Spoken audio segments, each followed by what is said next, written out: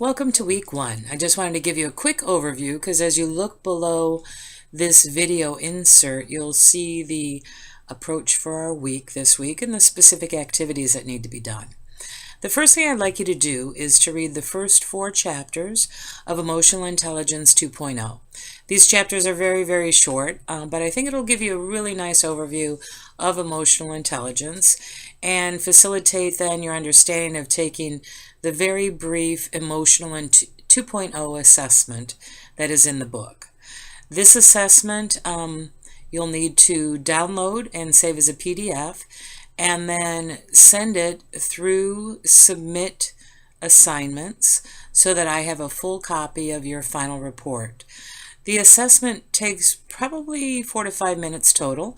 Please do think carefully about each question that it asks about these 4 dimensions of emotional intelligence.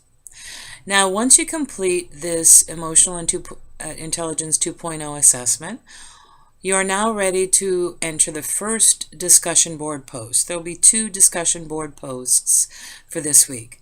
The first one, I have a series of questions I'd like you to answer in your introduction.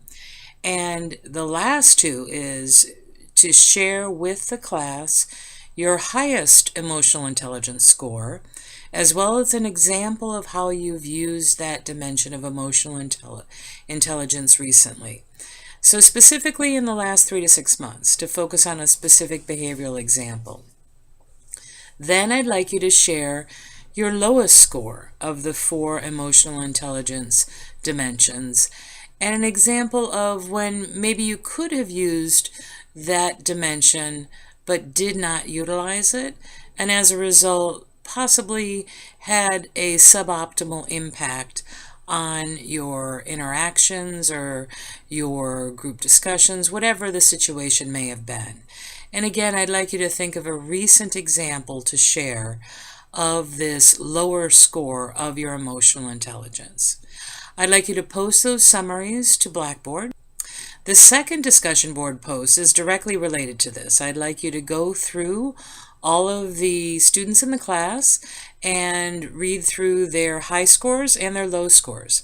And I'd like you to find someone who is the opposite of you. And what I mean by that is, if, for example, your highest score was on emotional self-management, the second dimension, I'd like you to find somebody whose lowest score was emotional self-management and read their post. And then I'd like you to define what it is you feel like you could learn from them in the event that they shared and what you could teach them in the event that they shared. So maybe you had a situation where somebody triggered you during a meeting at work and you took possibly an approach where instead of responding to them in the meeting, you took a moment, you counted to 3, whatever your strategy was, and then you responded in a focused and a direct way rather than in a way that maybe left them feeling less than or came across as condescending. What I'd like you to do in then your second discussion board post is to offer advice, ideas, and information to each other in a coaching role to help each other learn from what your strengths are as well as your areas for growth, because often our areas for growth we have the most to learn and the most to teach because we're pretty aware of when we fall short of our own expectations. So that is the first 2 discussion board posts. I have included also 3 short videos on emotional intelligence that are on the Blackboard for you to watch. Your final assignment for this week will focus on Becoming a Leader, Warren Bennis's book, Chapter 1.